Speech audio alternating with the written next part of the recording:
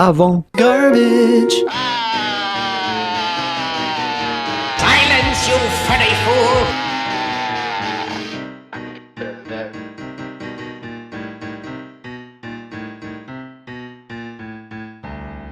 Welcome to the Avant Garbage Podcast, coming to you live at time of recording from a deep, dark room in the heart of Satan's asshole. It's not actually dark, it's pink. It is as hot as Satan's asshole. That's fair, that's fair. Because there's one vent in this room and it's broken. Yes, it is.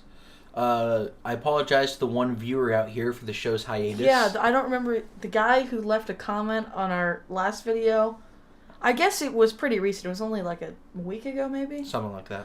And he said, "Love, can't wait for more," but he commented that like 3 months after it came out. Yeah, so I felt so guilty. Let's hope this is a good thing. Yeah, let's hope that the people who watched the last one 2 years ago saw this. But we are back once again. If you forgot, the show was we were going to be talking about movies people really hadn't seen as much. Yeah, so we will cover, if there's a huge release that just like everyone's talking about, we might cover that. But in the meantime, because there's not a lot of movies coming out, and even once there are, we're going to be focusing on more like smaller indie movies that either really interest us or are so terrible that they would just be hilarious. So it's basically we're going to watch movies that we hear the premise and we're like, that's either going to be great or terrible, and then review them on our podcast. And today's episode is Nightcrawler, which I can already hear like pretentious movie people like Nightcrawler is not like a little known film, but it is very much an indie movie. Well, it's an indie movie from like 6 years ago. Yeah. So people have known it by now. It's like 8 years ago. I thought it said 2013, but 2014, I think. Oh, okay, 7 years ago. I mean, in a similar way, when John Wick came out, John Wick, like the first one, spread by word of mouth, basically. Yeah, we saw it a couple years after it came out. I think we saw it like before the sequel came out, but I think I bought that movie like just to watch on my own, like 3 days after we watched it the first time. It is a masterpiece, but we're not talking about John Wick right now. I have a weird obsession with watching pieces of media that I really like again and again. Yeah. Right now I'm playing Red Dead Redemption 2 for the 4th time. How many times have you seen John Wick? John Wick? First one? Yeah. 4 or 5. All right. The second one, twice. What do you think the movie you've seen the most times is? Okay. So, could be Pulp Fiction. It's possible. Could be the Kill Bills. Shutter Island, possible.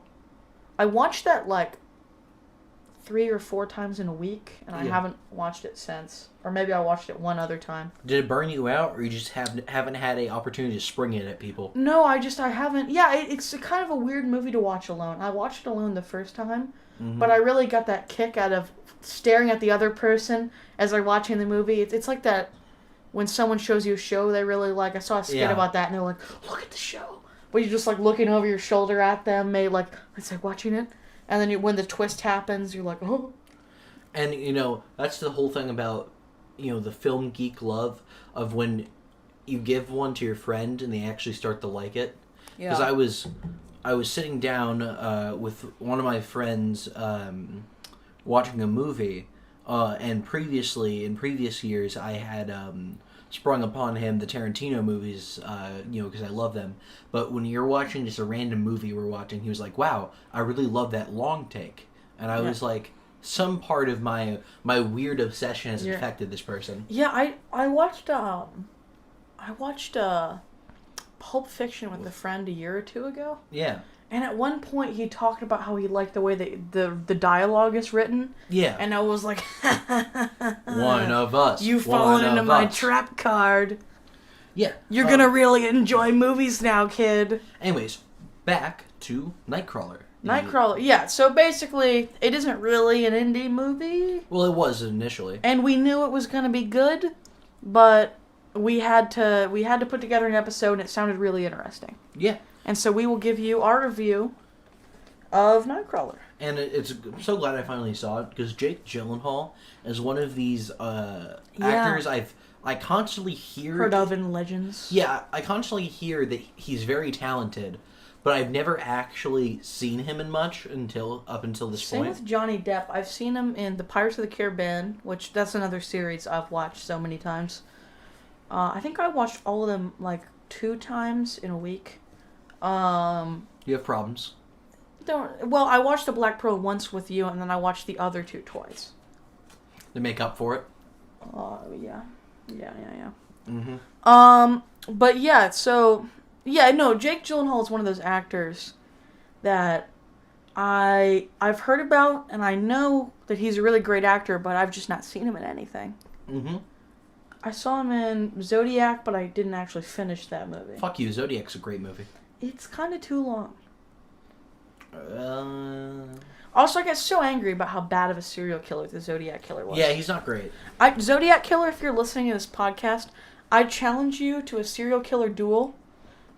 Choose whatever small town we're gonna terrorize. Mm-hmm. Let's both go for 5 kills, and we'll judge on a series of criteria. Well, also, the thing is, remember I told you about the son of Sam? Like, the saddest serial killer ever? He was this fat guy who walked up with an airplane. The Zodiac Killer ripoff? Yeah, if he's the ripoff, you know, the real Zodiac Killer ain't much better. Yeah, that movie made me really angry because I was like, I could do better than this. I was like a Monday morning quarterback. Mm-hmm. About serial killers. Of course. So the basic premise of Nightcrawler, for those who haven't seen Just it had or to cut through me talking about my serial killer fantasies. Hey, I'm just moving this along. No. I'm joking because I was distracting us. Yeah. Oh shit! Let me put my phone on silent. This is a very professional. This is a very yeah. Silence. But yeah. Sorry, we had technical issues. Mm-hmm. But the basic premise of Nightcrawler is essentially that there is this market for... There's this blue guy who could teleport to places he remembers or has been. Not sure, but I think that might be the wrong Nightcrawler. That was X-Men. Yeah. Wait, were we supposed to watch Nightcrawler? I watched X-Men. Fuck. X-Men 2? What? That's the one. There's a scene where a Nightcrawler tries to assassinate the president. I just found a VHS tape in the gutter called X-Men. Cool. I think it was Avatar porn. Oh god. Anyways, the premise of Nightcrawler, if I can, it's 3rd time's the charm, is that there is a market for like crime scene footage, and our protagonist starts paid for by news companies. Yeah. He starts out just kind of filming it just with like a camcorder, and it's in a weird way it's like a fucked up success story, and that over the course his like weird nose for business over the course of the movie. He becomes really good because he has no moral qualms about about doing anything. Mm-hmm. And so he ends up doing stuff that's definitely immoral and probably illegal. Yeah. But it gets him far ahead in the land of news crime selling. Yeah. News crime footage selling. I believe his name is Lou. I think it's Lou. And Lou, the character I think we both compared him most to... Patrick Bateman. Yeah, he is very much he is constantly trying to mimic his surroundings in order to... He adopts what he thinks people in his situation should act like. Yeah. Rather than just thinking, how should I act, right? Yeah. And so, do you want to start... Part of that is right after... Do you want to start with talking about the opening scene? I don't exactly remember what the opening scene was. So Lou is down in this he's jumped a fence, and he is getting a bicycle, right? I don't think he stole the bicycle. No, sorry, not the bicycle. Yeah, I don't know what he was doing. He's just rummaging around there. Yeah. Oh, I think it was like a dump or something. Yeah, so maybe he was looking for trash. So he's rummaging around this dump, and which is confronted by a security guard. Yeah. And then I don't exactly what does he say to the security guard? I know it ends with him beating up the security guard for his watch. Essentially, the security guard is telling him he's trespassing, and they have this weird argument over the semantics of it. Yeah, and that he says he just got turned around. Yeah, there should be something, and he does rightfully. He asks the guy never says he's a security guard, but he's in a uniform and a badge or whatever. Mm-hmm. And Lou keeps insistently asking whether he's a law enforcement officer or what. Yeah. I think probably once he figured out he was a security guard, that's when he started to kick his ass. And he also saw his watch. Yeah, because then he knew he could... And he wears it for the rest of the movie. Yeah, he knew he could get away with that. Yeah, because if you kill a cop, you're going to get pretty much... I don't know if he killed him. Well, he beat him up pretty Yeah. bad. So even if he beat the shit out of a cop and steal his watch. No, I just meant that I don't know. I just don't remember whether he. Well, I mean, it's not that I don't know. It's left ambiguous to whether he. It's probably worse for you if you leave the cop alive beating them up than if you just kill him. But yeah. Just because of the investigation that's going to happen. Yeah, they know. They saw you. But then I think. Oh, I just want to say something I love about the movie. Yeah. Is the callbacks, and that I was so pleasantly surprised when he's wearing the watch in the next scene, and that there are little things like that which will constantly come back throughout the course of the film. Yeah, and I think it's a really overused analogy, but whenever it sets up a Chekhov's gun, 90% of the time it comes back. Oh yeah. There may have been like one or two things they gave attention to that didn't come back, but almost everything they pay special attention to that isn't plot important will be later. Well, didn't even the window thing, we'll talk about that later, but the window, he kept insisting Rick leave his window open. I don't exactly know. Let's talk about that when that scene No, comes of course, to but it. I think even that paid off. I don't think so, but... It was so we could hang the camera out. But that was the wrong window. It was his window. The camera was going on. No, Rick was holding the camera while he was driving. Oh, yeah. Okay, then yeah. Yeah. But so our next scene, he sees that there is a if you remember, he sees like a car wreck, I believe, and meets that this one guy who's so he sees a car wreck, and he sees like almost even before the cops, there are these cameramen who show up here. And, not before, but like right after. Yeah. Actually, I said almost before. Yeah. This I don't even know if he ever got a name, but there's this kind of douchey like guy in his like 50s who comes in, and he will act as a competitor to Lou later. Yeah, he's fascinated with what the guy's doing, and he asks him what he's doing, and he explains it to him. The guy's also kind of exasperated. Yeah, but he just explains He basically explains the job of, I guess, being a Nightcrawler. I don't know what it's officially called. It's officially called a stinger. I looked it up. Okay, yeah, being a stinger where you go to crime scenes as they're happening to get the best footage for news cameras. Mm-hmm. But yeah. I think that's a term that originated in like local news studios. Because a stinger is also a name for a kind of video package you put together in and like a news broadcast. So they're the type of people who get you the stingiest broadcasts? news I think the idea is like the kind of person who puts the building blocks you need for a stinger. Yeah, is a stinger like a really hard-hitting piece? I'm not sure what the name is. Oh. News people have weird fucking like just when you think like wrestling lingo is weird, listen to like the behind the scenes of like cable news. It is the weirdest shit ever. That's what George Orwell meant by news speak. Yeah. You figured it out. I thought that was a pretty good one.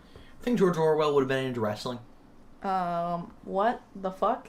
Yeah, wrestling We're making a podcast about the 2014 movie Nightcrawler, and you asked me if George Orwell would be into wrestling? Yeah, well, you think he would be morally opposed to all these weird terms in the in-group, creating this newspeak, Vince McMahon as our big brother? I morally object to this getting this far away from the topic.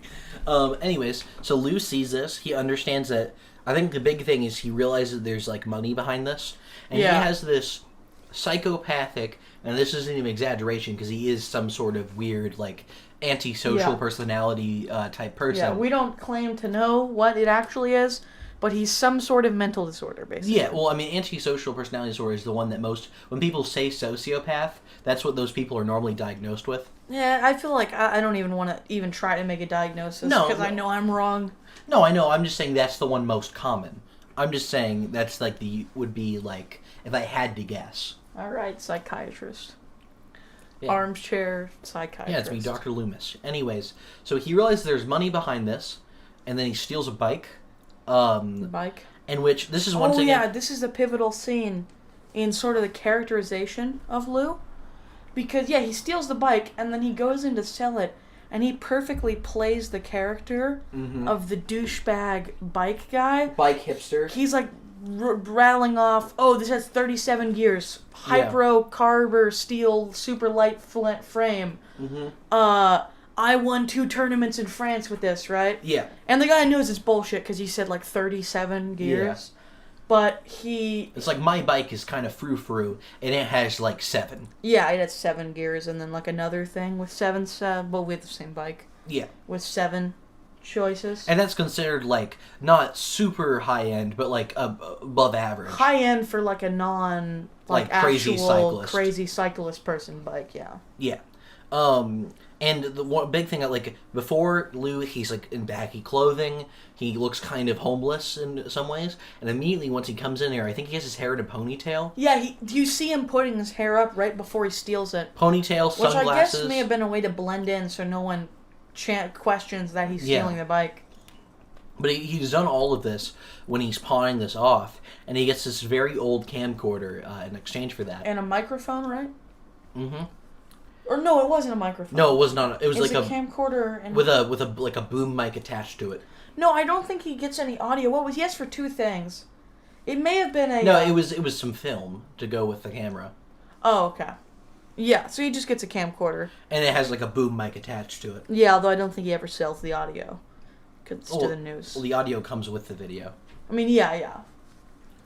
But they never use the audio. Yeah, of course. We don't know the audio quality of his The first couple times, like, it's very much in a weird way. Once again, this is not a traditional protagonist you would root for, but in a weird way you want to, because Lou is like has a few things I think we as a culture admire, and that he's hard work, and he's kind of, at least in the beginning, before he's like a complete monster, he is like a scrappy underdog you kind of admire. You know what? Another scene I think we skipped over was where he tries to get a job somewhere, and he just starts listing off a bunch of like folksy aphorisms about hard work. Yeah. And like Wikipedia pages on what it's like to be a hard worker. Mm-hmm. And I think it's just like, it's showing, I think it is the broader point it makes about our society.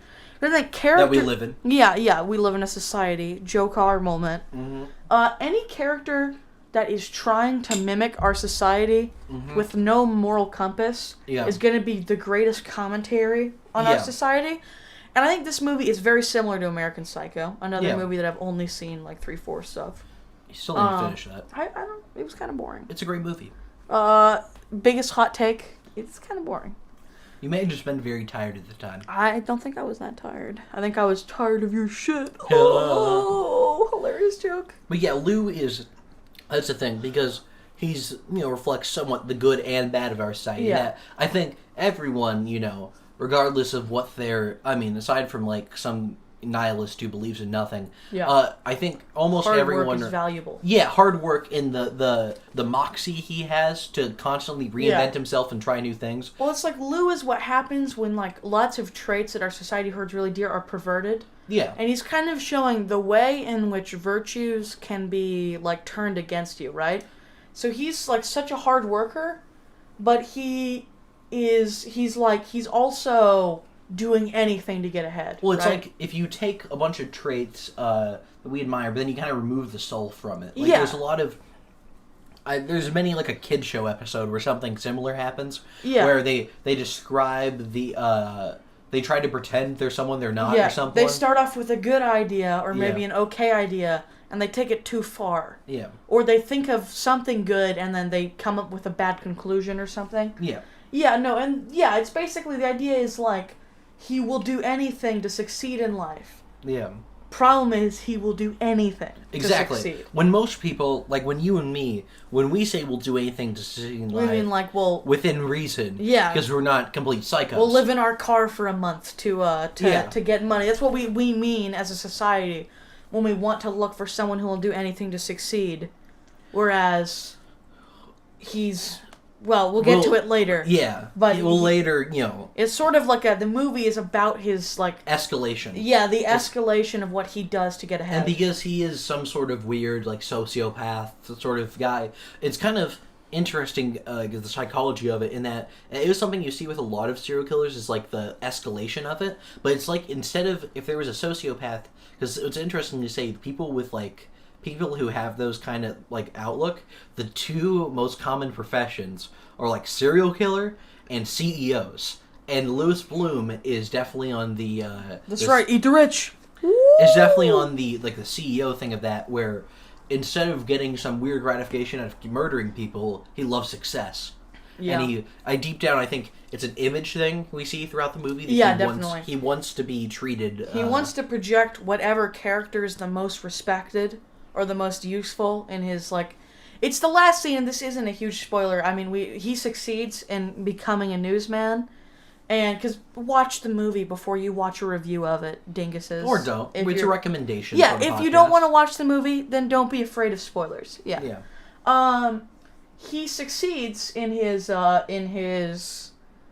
pursuit, and at the end, he's acting like this really stereotypical go-getter boss guy, and he gives like those stupid quotes back to them. Yeah, and he even says like, anything that I ask you to do, I would do myself, which is true, not in a good way.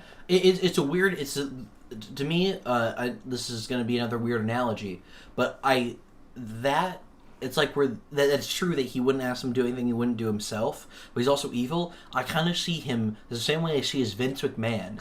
Vince McMahon... You motherfucker, relating everything to wrestling. That's true, though. This is true. The last one was a reach. Okay, fine. But this one is true. That Vince McMahon is like a 70-year-old man, but like for the previous... Not this WrestleMania, but the one before. The previous WrestleMania. He like jumped off of like a 10-foot like podium or something. Yeah. Just to prove to the other guy that he could do it. And I'm sure Vince McMahon goes on the same jet as his wrestlers to Saudi Arabia, and then barters over money, getting them held hostage. Yeah, of course. I'm sure he does that too. Oh wait, he didn't. Well, he did.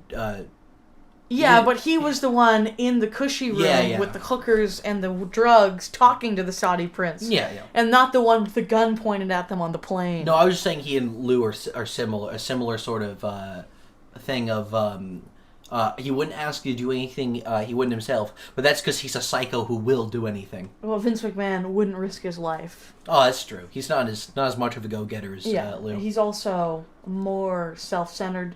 It's almost, I guess you could say Lou is self-centered, but I don't even know what he wants. In an abstract way. Yeah, I mean, I guess he just wants success. Well, because he displays some traits of a good boss. Like, he gives Rick a raise when he asks him. Yeah, right? I mean, he gets him killed, like, 10 minutes later, but... No, but because that's once he becomes a threat to him. Yeah, so I'd say, he does... He portrays some traits of a good boss, but he also is like, if you look at me funny, I will have you killed. Well, no, is that if you're playing his game, he'll treat you very well. Yeah. And if you are a clean-cut superstar, Vince will have you headline like 15 straight WrestleManias. Shut up about John wrestling. Cena. Shut up about wrestling, please. Okay. Unless you find another analogy. That was a good one, though. I mean, it was okay. I don't think Vince McMahon has nearly enough lack of care for his own well-being to be Lou. He did get shoved into a large man's ass, which, is arguably deadly. It's not dangerous, though. Not dangerous. Was it Rikishi? I don't know. It was some... I think it might have been Rikishi. Because his whole thing was he like wore a thong for a bit. Mm-hmm. Anyways, so Lou... I just want to say one more thing about like the broader commentary the movie makes. Sure. I think like not just the fact that like he is the stereotypical go-getter bootstraps guy in a really perverted way. Yeah. I think he also is like, it also is a commentary on our news, right? Yeah. And the way, like, a lot of times the characters tell him, make sure you get non-white people in white neighborhoods committing like classic murders and stuff. Yeah. Like they're not subtle about the fact that... Let's talk more about the themes after we go through the plot. Okay, we want to go through the plot first, we can do that. Okay, so he's initially very bad at this. Like, he learns at first the way they're getting so fast the crime is police scanners. Scanners. He gets a little faster, but then they're expanding his competitors. Yeah, because he's like in his car trying to do it. Assistant. But so he hires assistant Rick, played by Riz Ahmed, who's I think he's still a pretty underrated actor. What else has he been in? Rogue One for Star Wars. Do you remember he was the pilot in that? I don't remember much about that movie. And he's been in a lot more since. He was also the lead villain in Venom. I don't remember anything about that movie. Yeah. But Riz Ahmed as Rick in this is really good. And he was good in this, though, yeah. Yeah. And he's sort of like this... he interviews him. He's the audience surrogate, definitely. Yeah, but he's just like a normal, like, I don't remember what you call them, but like a worker who just does odd job sort of things. Yeah, handyman. And Lou brings him in, and to work with him. He has him on the police scanner full time. Because his whole thing he realized is he can't, like, drive and listen to the police scanner very well at the same time. Yeah. And this is the part where Lou is a very good boss, in that he does legitimately, like, at least in the beginning, he doesn't get, like, super frustrated with him. Like, Lou remains calm almost at all times. Yeah, well, he's calm even when he kills Rick. He does it in an indirect way. It's at the end of the movie. But he's calm. He's always calm. Yeah. And the thing is, it's both terrifying and, it's very terrifying in a way. And I think in that way, that is, like, the first, like, positive thing of Lou. Is that he's terrifying? No, well, the calmness that behind the terrifyingness in that when he's first teaching Rick the job, like, I've only had 2 jobs up until now, but both times... Loser. Bosses are normally not so lenient when they're teaching you initially. Like, it's very much you need to get going, you need to hit the ground running, versus he, like, there's at least one time beginning when Rick fucks up, but he's very... And part of this is because Rick's the only guy he has. He does like the I'm not mad, I'm disappointed thing. Yeah. When he's not fast enough on the scanner. But to be fair, at this point, he's at least not, like, threatening his life over it. He's he never threatens his life. He just... Yeah. Yeah. And so we see over the course, and because I don't remember, exact scene to scene, we just kind of say, so over the course of the movie, he gets better and better. Yeah. The next big thing They have a montage, right? He pairs up with a specific news station. Yeah. Who's buying his thing. Yeah. And there's one anchor, I think she's like an anchor maybe, or she's like the head manager. She's the leader of the entire studio. Or she runs a specific shift, I think. She has a specific slot. Yeah, graveyard shift. She creates the graveyard shift She's the programming. She's the director for that block of programming. Yeah, and I think she is running a sinking ship. Yeah. And Lou realizes his footage is really, really good, and it's pretty much the only thing that's getting it up. And then the first time he really breaks a moral code. Yeah. Moving the body. Well, not that. He gets a footage of something, car crash or something. Yeah. That's fine. He walks into a police zone. Oh, yeah. There was a house that was shot up. Yeah. And the police are interviewing the family, so he walks in. He looks at the fridge with bullet holes in it, and he moves the family photo right next to the bullet holes. And I just want to say, I have, I'm in like my school's journalism program, right? Uh-huh. And I've been in that world a lot of like, because the way it's set up is like. You've been in the news world big time. Well, no, I'm just saying that like my teacher used to run a TV news station, so I've or not a station, but like a show. He was in that same. If any news stations are listening. But the similar thing is. Like, and, we've done, like, video packages and stuff, with, like, our own individual stuff. Time you almost died for a shot. Yeah. Got hit at, like, mild speeds by a scooter. Yeah. Well, no, it was my cameraman who almost got killed, and I had to move him. Yeah. Saved a man's life. Yeah. Or maybe his knee from getting skinned.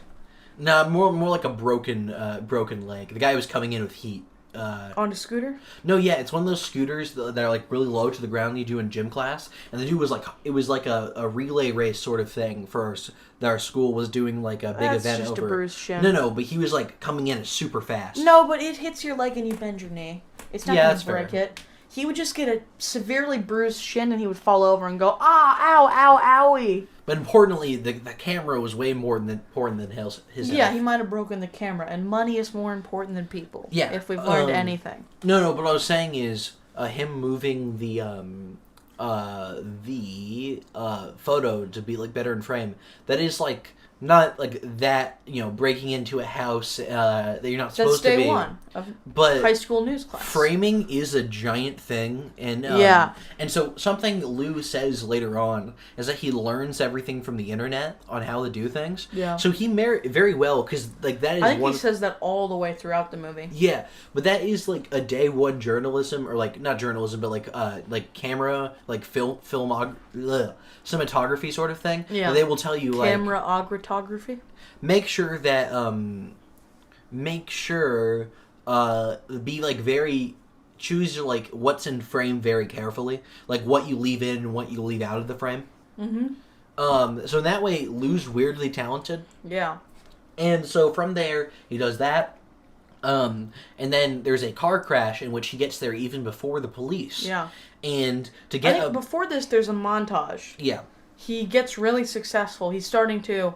I think that's the first one he breaks his morals, and from there, I think it's implied... Well, he doesn't break his morals. He breaks not most people's morals. Yeah, sorry, not his morals. He breaks the concept of morals. I mean, to be fair, I'm not really that opposed to when he went into the house. Yeah, I mean, he didn't really do anything that bad. I mean, it's just trespassing. Yeah. Like, I'm sure those people would feel uncomfortable knowing he was there. Well, I mean, they weren't even in the house. He was just trying to get They were standing right outside the window. If they looked over, they would have seen a creepy guy. Yeah, that's fair. Filming their fridge. I just don't find it that objectionable. It's not necessarily horribly objectionable. I just don't think it's positive for society. Like, do we really need to create a race war narrative on a news station, and with footage? Because the point is, he goes there. He's specifically looking for, I think it's Hispanic men shooting up white neighborhoods. Is what the news station tells him. It's like, that's what sells. Well, that one was in a bad part of town anyways. No, I'm pretty sure it was in a good part of town. Or at least it was, because they, when he hears that one, he's like, Rick, go there. Oh, okay. So I remember, I don't know if it was a bad or good part, but he knew it was a white family. Yeah. And the suspects, I think they said were Hispanic. I'm talking about, the implications of that aren't great. I'm just saying the act itself, Lou's doing of trespassing, isn't that bad. No, yeah, I was just talking about the general, also the moral outcome of the fact that he's creating, like, the narrative that basically non-white people are coming into the town and invading it, which, it sounds a little bit like a certain, former U.S. president. I'm just saying. Bill Clinton, we're coming after you. He got me. Bill, we know what you did. Bill and his wall. But yeah, no, I'm just saying it does...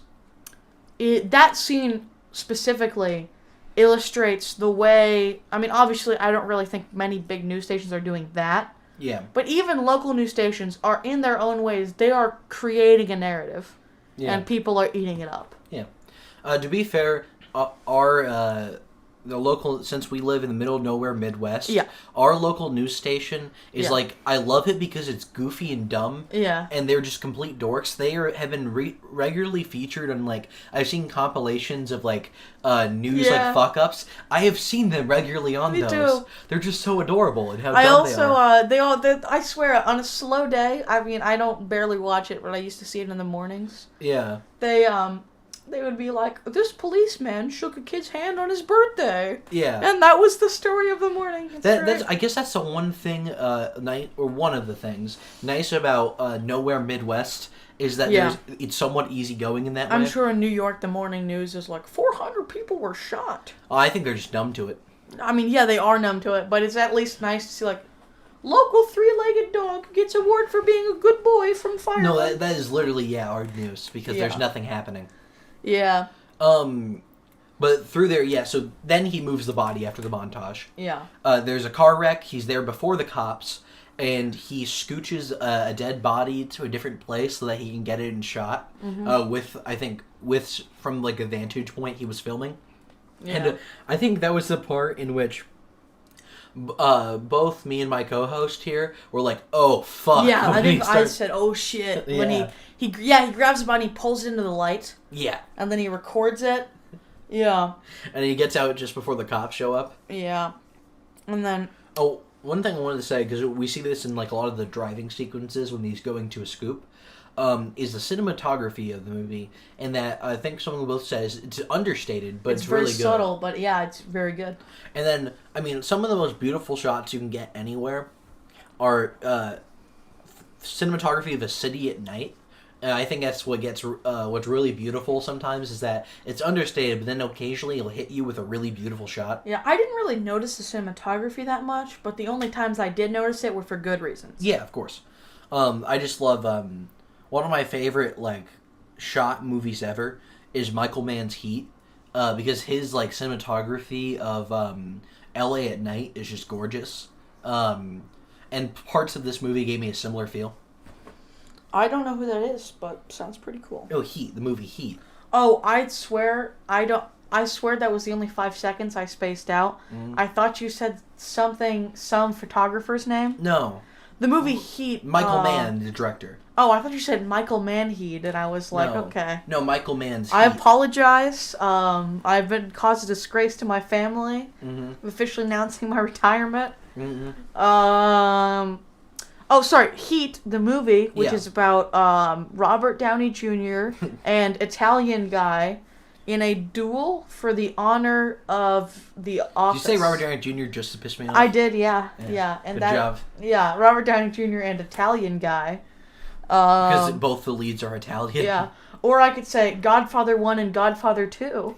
Oh, that's better. That's pretty good, actually. No, I wanted to piss you off by saying Robert Downey Jr. Also because he has a goatee in that movie for part of it. Yeah. But yeah, Heat is a great movie. It probably won't be reviewed here because it was a really big movie. Yeah, everyone knows about it. Everyone knows about it. Yes, the cinematography was great in that movie.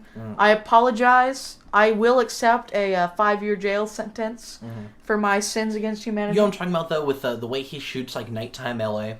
I remember, I think the most beautiful scene is when he's chasing him in the field. Yeah. It's beautiful, but it's also, it's like you're looking around for him. You don't know which guy's going to win. It's that feeling you get when you're sitting outside at night and it's weirdly peaceful for that scene. Yeah, no. Well, I think it's because part of it's a long take. It's not frantic or whatever.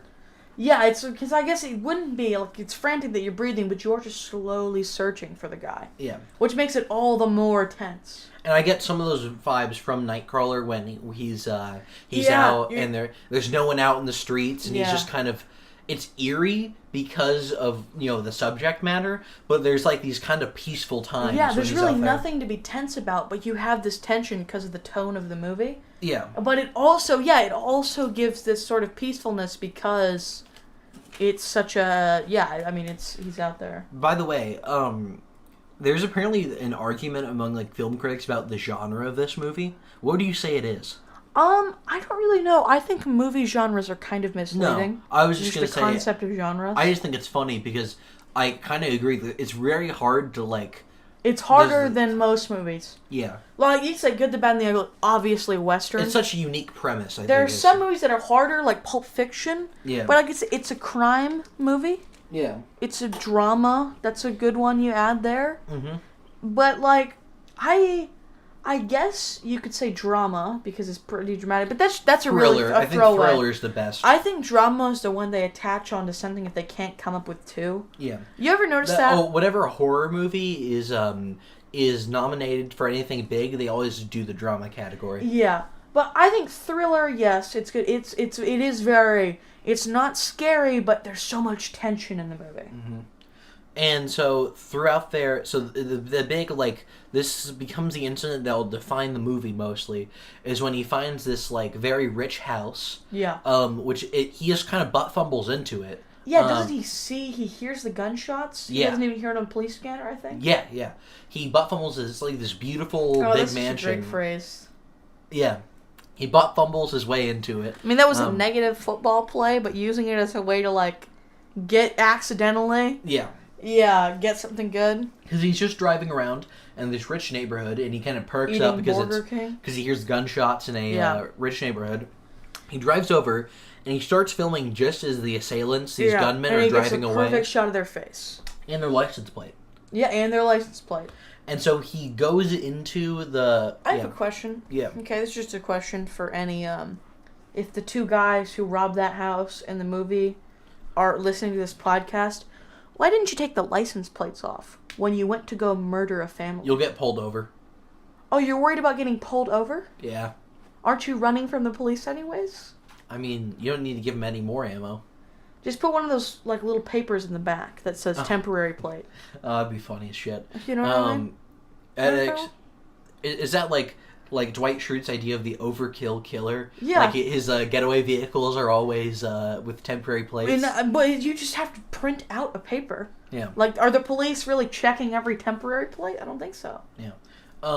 If any police officers are listening, tell me exactly how to get away with murder. But there is one of the security reasons. One of the eeriest sequences I've ever put to film is him walking through. He's walking through the house, filming the dead bodies. Oh yeah. But we see it all from his camera. Yeah, they don't show them. I thought it was a great choice. Yeah. They don't show him on screen. They showed him in the viewfinder. Yeah. On his camera. And it is eerie as fuck. Well, they show some of them watch. on screen, but they don't show all Especially of them. there's a point in which he walks into this room. There's a baby's crib, Oh, and we're like, "Oh shit!" I was literally, the butthole was clenched. I was in like curled up in the fetal position, rocking back and forth, screaming. Yeah, if there's gonna be like a dead baby there, Yeah. thank God it was empty. That instilled more tension or like fear into me than any jump scare ever has. That's what I'm gonna say. If we ever a future movie, we could possibly cover the Poughkeepsie tapes or Poughkeepsie tapes. I think it's Poughkeepsie is the way they say it. Yeah, it is that is some scary shit. Yeah. And that movie freaked me out for weeks, dude. Oh yeah, I'm still not over it. I am over it at this point, but for a week after that, I saw a shadow and I like grabbed a kitchen knife. I was like, "Get here, Mr. Poughkeepsie!" You know? Yeah. It's really okay. I'm not going to talk about that movie, but the scariest part is the victim. Could we do an episode at some point? We will. I just want to say, scariest part about that movie is the interview from the victim after she escaped. Oh God, yeah. Oh God. Another recommendation. Watch it. Yeah, watch it. This is the film school, club. Watch it. Sleep with your lights on. It's like a book club, but with them. Yeah, watch it. Sleep with your lights on, loser. Yeah. Badge of pride. I've never had to sleep with my lights on after a horror movie. I have. What a loser, dude. It's even better because I have like the calming pink light normally. That's true. If I had calming lights like that, he has controlled RGB lights. Mm-hmm. With the little controller thing. If I had those, I might sleep with my lights on more often. Yeah. I guess it's not really a badge of pride. I just am able to... I just watch YouTube videos until I'm so tired I can't even think about serial killers. But I do think that was a great way. It was a great choice to show us in the viewfinder. Yes, it builds so much more tension. And it's also like... It's like, because we're looking at the viewfinder, it's like lesser quality, so we're like seeing it kind of grainy. Well, it's first of all, the principle that your imagination is scarier than anything a movie can show you. Yeah. And it's also, we're so desensitized to violence in media that not showing it, it's partly the imagination thing, but it makes us think the things that, because we see one body or two bodies, I think. Yeah. Not being able to see the first one makes it feel more brutal when we see the other ones. Yeah. Just because it's like, if we were watching a movie that shows bodies all the time. You get desensitized. You get desensitized to it. But we're watching a movie that made the choice a minute ago to not show a body. Yeah. And so you're all the more tense. Yeah. It definitely like fucks with you psychologically. Yeah, that scene. That might be one of the best thriller scenes ever made. I guess it's so tense. Yeah. And he gets out of there just before the cops arrive. Yeah. And because he has a nice car at this point, he's bought with all of his money. Mm-hmm. They don't even look. It's a really sick car. Because it's a really rich neighborhood, so they don't even question him like driving down it. Yeah, and then that's when I think Rick asks for a raise, right? Because he realizes that they're doing some really dangerous shit. Yeah. And he gives it to him, right? Yeah, and he says name like a number of dollars you want per night working. Doesn't he end up giving close to 100? I think it's like $80 maybe. But I did the math, and if he works 5 days a week, that would be a good salary. Yeah, that's pretty fucking great. Yeah. $400 a week. Yeah. And take that to what, like 52 weeks a year? Yeah, 16. I was thinking 1,600 weeks. Yeah, that's a pretty good salary. Wait, 1,600 weeks? 1,600 a month. Oh, 1,600 a month. Yeah, it's 400 times 50. I'm not going to break out the calculator right now, but... Pretty good. Yeah. Pretty good money. Yeah. Not like 6 figures, but pretty good money. Yeah, pretty good money. Because 400 times 52, 400 times 10... Don't break your brain. We'll do this later. 4,000 times... Yeah, it would be, I think, above the poverty line. Yeah. Which is pretty good for... For working, I don't think, like less than a regular shift during the night. Because I don't think they work the whole night. No. It's pretty much, I think, until he finds a good video, right? Yeah. And so, this is also where he starts, because this video he gets is so breathtaking, this is where he starts to leverage his influence at the studio. Because initially there's this one guy who's another audience insert, a guy who works at the studio, who's like, no, we morally should not air this footage. This is fucked up. In my head, I imagined he covers the, like, three-legged dog gets an award for being a good boy in sports. Yeah, because they say, like, at some point that he's normally in charge of, like, the tweet of the day. For the yeah, they say, So he's just, like, he definitely is, like, the goofy local news host, sort of. Yeah, the guy whose dad was a news anchor and he went in it just to, Yeah. And he's like, Jesus Christ, this is fucked up. Please don't air this. Especially, I think that it's I think he looks a little disturbed in the other scenes. Yeah. But he sees this one, he's like, what the fuck? And once again, character we haven't talked about a whole lot, but once again, the lady who runs this news station. Important, he tried to proposition his videos for sex earlier, right? Yeah. It was his exclusiveness to their... He didn't try. He successfully got it. I don't remember. They basically implied it was successful. Yeah, right? they imply it was successful. Yeah. But there is a thing later on, not excusing him blackmailing her for sex, but that she is similarly fucked up to Lou, and that she will do anything for. Well, she's the one that tells him we want to run a race war narrative here. Yeah, yeah. So she's also pretty fucked up. She's also very fucked up. She's like. She has some morals, but they don't really extend beyond herself. Yeah. So she seems... I think it's such a comparison to Lou, where we see Lou and we're like, wow, what a terrible guy. Yeah. But then he talks to this news person and they're just vibing. Yeah. A person that we see as a pretty normal person. Yeah. And we're like... It really helps make the societal point that our news stations are... Like, we'll talk about it at the end. But it helps make the societal point they're trying to make. Also, another great character trait about Lou, into older women. Who can't relate to that? What? What? You're silent. You can't relate to that? Not that old, man. Well, yeah, that's she was like fair. 50 or something. Well, I mean, if I was getting money out of it, I'd do it. Yeah, I mean, of course, if I got enough money, I would fuck a potato. Well, okay? yeah, you have less standards than I do. Actually, fucking a potato doesn't sound that bad. Yeah, that isn't that bad. Something worse, I don't know. A corpse? If I got $600, maybe I'd fuck a corpse, I don't know. I'd need way more money. I know, I just threw out a random number and I was like, oh my god, that's way too low. Yeah. Couple, it would have to be Life-changing. Enough to buy some RGB lights. No, I'm just joking. Well, I think life-changing, buy me a month for rent.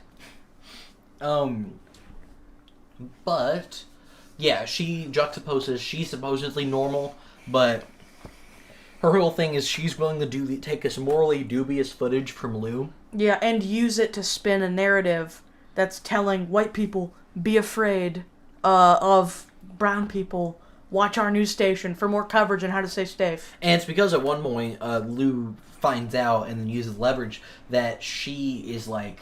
It's the lowest station with the lowest ratings in LA. And she's on the graveyard shift. And she's on the verge of being fired. If things don't pick up. And because of what the work Lou does, she is doing unreasonably well. They're inciting fear in people, and that fear is getting people to watch it more. Yeah. And so, throughout this, Lou continues to do some more fucked up things. Yeah. All culminating, and do you want to talk about the finale now?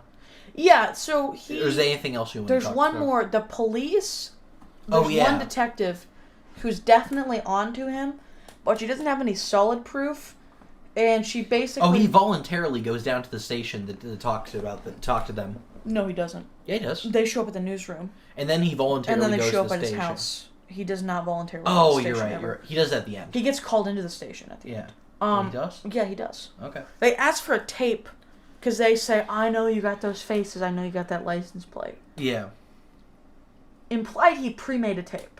Yeah. The thing I thought was genius about this scene, genius in a horrible way, I guess, but, fuck the cops, hide stuff from the cops, I guess. Mm-hmm. Maybe it's a lesser of two evils situation here. Yeah. Lou should probably be taken down.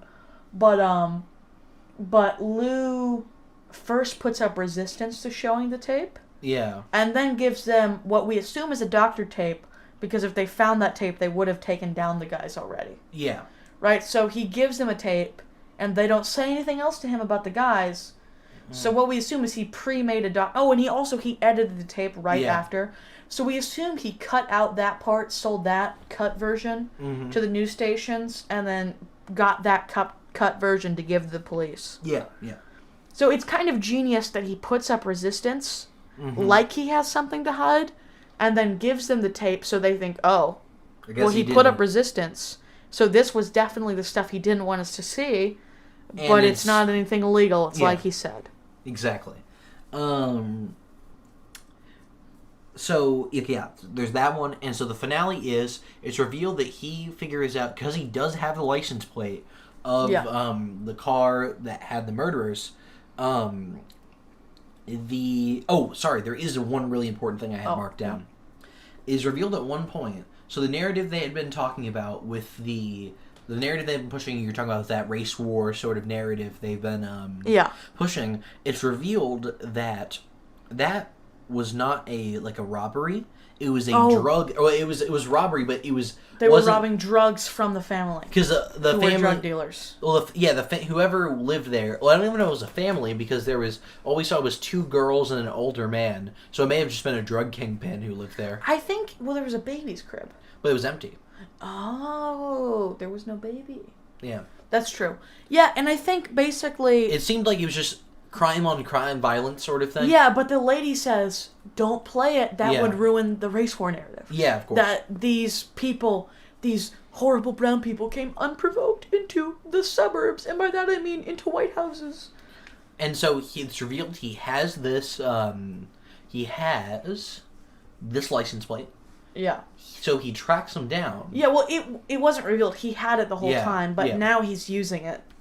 Yeah, it's a call back to... there was a callback earlier in the movie that I could have sworn that was really clever.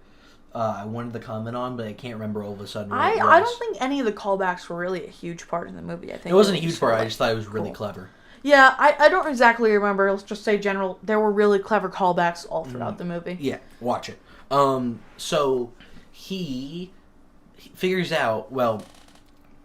if I orchestrate, because the thing is, if I track where the convicts are, or not convicts, or I catch where the criminals are, and I call the cops on them, these guys are violent men, there's probably going to be some sort of altercation. It's going to end violently. So I can get footage there. And so he can be on the scene as the situation develops. So what he does is, he tracks them until they're in a populated area. Yeah. And then... they're eating at a fast food restaurant, but they're sitting in. Mm-hmm. And then he calls the cops with the information. And that is some of the tensest shit we've ever seen.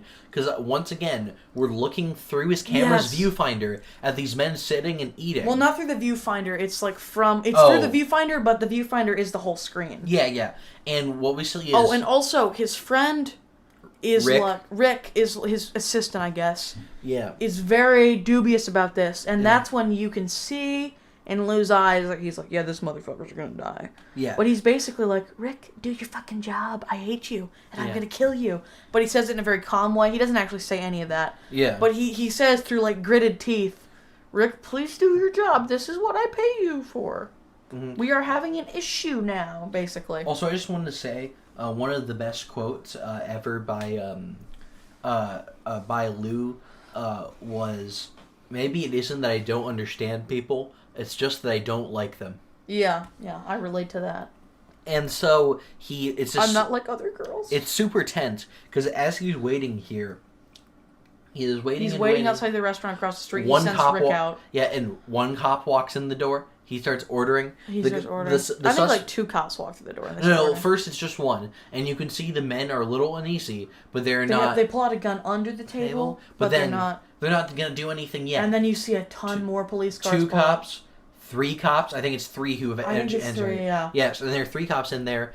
And the third one walks in and the guy shoots. It's one of the most brilliantly shot action scenes, because what happens is he shoots them and he gets one of the guys shoots him, and he gets gunned down just in the restaurant. But then the other guy gets thrown through the glass. Yeah. And a kind of a long take thing where he goes out to he like runs off. Yeah. It was a really cool setup. Yeah, there. and he gets thrown. He shoots. I think he just backs up and trips. He falls backwards through the glass, and gets into his car. Mm-hmm. And then he goes, "Rick, get in here!" And he pulls out and covers the chase. Yeah. And like there were so many casualties. In Yeah. I think it was like a fast food chicken restaurant. I just want to say something. earlier, we're talking about callbacks. He had kept insisting to Rick the window stay down, and that's so Rick could hang the camera out the. As he recorded the chase, he wouldn't miss anything. And so he is literally like almost bumper to bumper with behind the cops. He's like as 3 they're feet chasing behind the cops. Yeah. As they're chasing him, leading to eventually. Because I just want to say,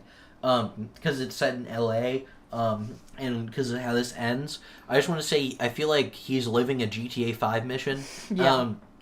But eventually, the chase ends violently. Both the cop and the criminal spin each other out. Yeah. Leading in like a huge bloody crash. Yeah.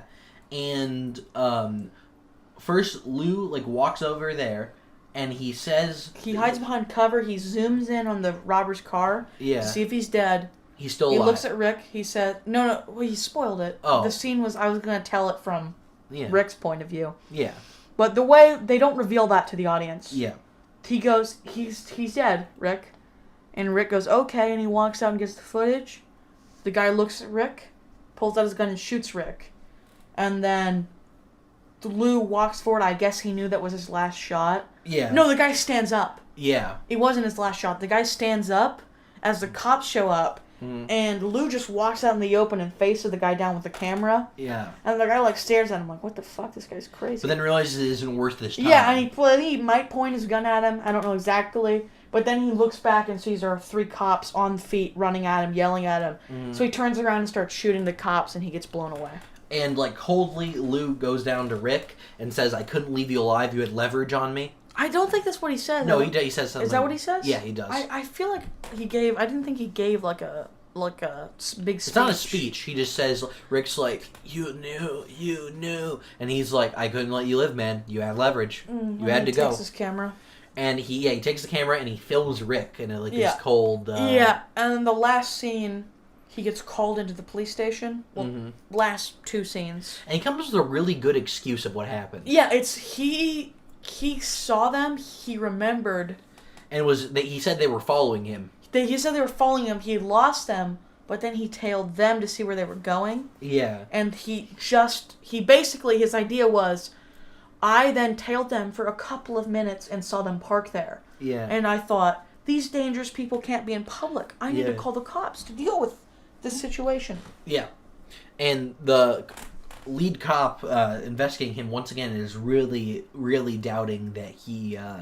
Yeah, and she screams at him in the interrogation. But she doesn't have anything. But he doesn't crack, and he leaves, and he's fine. Can I say also, his rival died, I think. Yes. We're pretty sure it was his rival in the scene. Yeah. He got in a car crash. It was his. I and checked Rick it afterwards. coldly, badassly, it was really badass in a horrible way, but he just films right in his face. He sticks the camera right in the face as they're taking him out in the stretchers. His neck is broken, and he's bleeding from the mouth. It's also implied that he tampered with his van. Is it? Yeah, it is. When? I looked back at it at one point. He tries to offer to be his second in command. Yeah. That's what we didn't talk about the rival that much because he really wasn't that important. Yeah, he wasn't. But he offers for Lou to be his second-hand man. Yeah, and Lou's like, "No, I like working for myself. I like working myself," and he says, "You idiot." Yeah. And I guess it was implied. I missed that, but yeah. And then he coldly films him. And he's staring right into his eyes, just filming him. And once again, it's like, we know Lou's a bad person in the same way we're rooting for him because he's the underdog. Yeah. And so it is kind of badass when he's just filming him. Yeah, well, the other guy's an asshole. He's not as bad as Lou, but he's also kind of an asshole. Yeah. But yeah, so then the final scene is, after he leaves the police station, they didn't get a... Yeah. There's a fleet, not a fleet, but 3 news vans. 2 or 3. I think it's 3.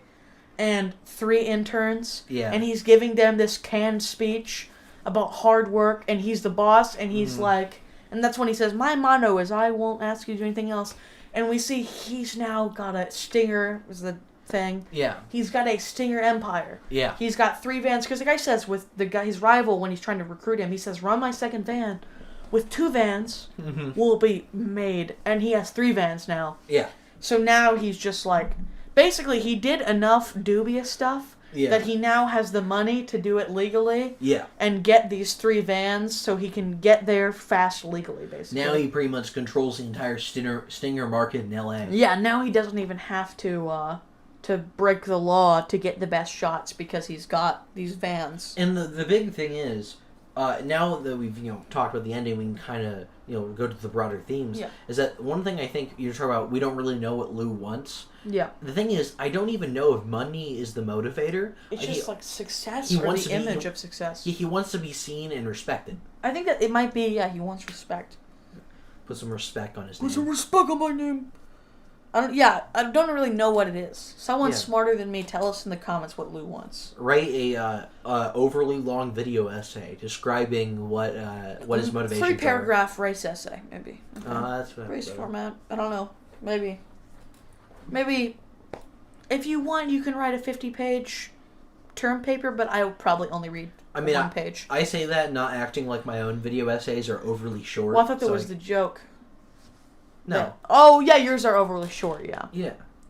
You're shit at video essays. I mean, nothing. Yeah. Guys, I think we're going to have a breakup of the show. Question. This is I'm going to sue you, motherfucker. This is hot seat. Do you actually think I suck at video essays? No, they're good. Hell yeah. But yeah, no. Your video essays are, the worst thing I've ever seen, right, guys? Wink, wink, nudge, nudge, nudge. And he's fired from the channel. Watch my Matt Hardy video. He's fired from the channel that he created. Yeah. I'll be taking over the video essays from now. My next one is a 30-minute or 30-second video essay on why Tostino's pizza rolls are pretty good. Do you want to talk more about the wider themes now? Yeah, so that's what I was going to talk about. I think, the theme, there's obviously the stereotypical hard worker who's going to do anything for a job, bootstrap guy, perverted, right? There's that ideal shown. Here's the negatives of this ideal, right? Yeah. Here's how this impacts people negatively. And then the more broad commentary is the way the news cycle takes things and spins narratives out of them. And I think, I've talked a lot already about the news station telling spin a race war narrative. Mm-hmm. But I think a really good, and this is, we're comparing the modern day world, it predicted 7 times Nightcrawler predicted the future. Mm-hmm. But, I'm making fun of the Simpsons predicted the future people. Yeah, yeah. But the way the Black Lives Matter protests were covered. Yeah.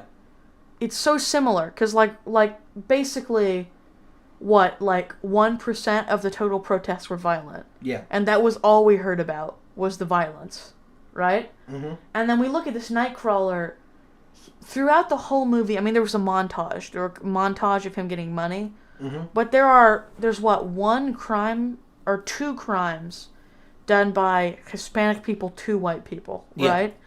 And one of them wasn't even a Paragon family, the classic picket fence, 2.5 kids, 3 dogs family, right? Yeah. That everyone imagines, or a bunch of old people imagine as the ideal. But it's you can see how he's using this not really much and spinning it into the narrative. They're trying to sell people to keep watching. Lou isn't trying to spin it. The people. Well, yeah, but they told him get something. They told him that they're going to spin it. Yeah, there's at one point there's a stabbing he gets, and she's like, "I don't care about a stabbing in the inner city. That's not news." Yeah, get a crime committed by people of color in a white neighborhood. Yeah, 2 white people, and then we'll talk, kid. Mm-hmm. And that's basically the idea, and I think it's it's the biggest. It's not the only overarching theme, but it's the one that's most poignant. Yeah. As to our current society. Yeah. Obviously the perversion of the classic hard worker trope is also poignant, but specifically to the news world, right? Well, I think it's the idea of just if you all things in moderation. You take anything to its extreme, and you're going to lose, the good things about it. Well, yeah. It's there has to be checks and balances on everything. Yeah.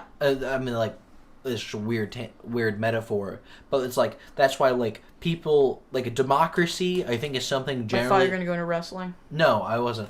I was gonna say democracy is something like we all like. Well, if you had a direct democracy with no constitution, it would be like a mob rule. Yeah. So it's like good work ethic is good, but eventually you're working so hard that you're crossing moral boundaries we shouldn't cross. Yeah, no, it's exactly the idea. Is like, it's that's one of the biggest themes I think. Yeah. And then there's also probably the biggest theme. Yeah. And the one that we see most in our society today.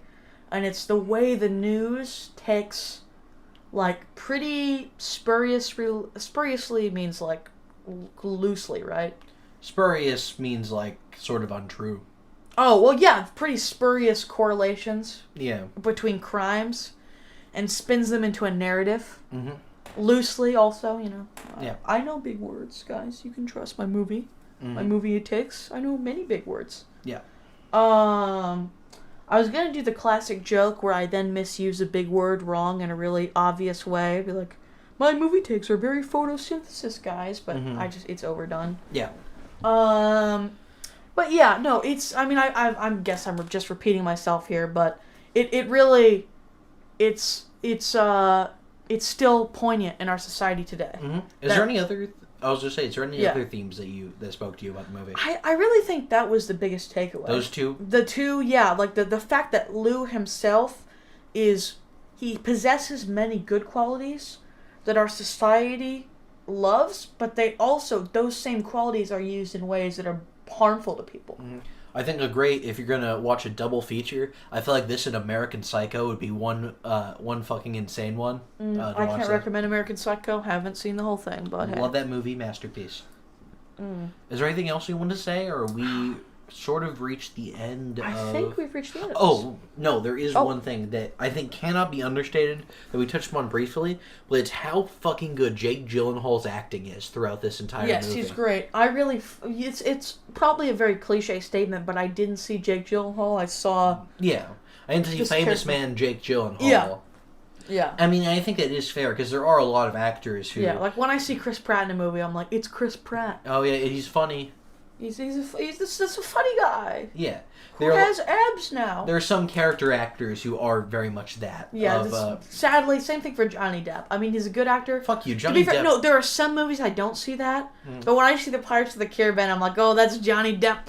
Yeah. He's having a goof. No, all I was going to say is that he can switch roles at will. In Sweeney Todd. That's a movie you haven't seen. It's great. It's a good movie. I was going to say also, if we're talking about like a more morbid side, Sleepy Hollow. Oh, yeah. I mean, it's kind of... Is it a family movie? It kind of felt like a family movie. It was a good one.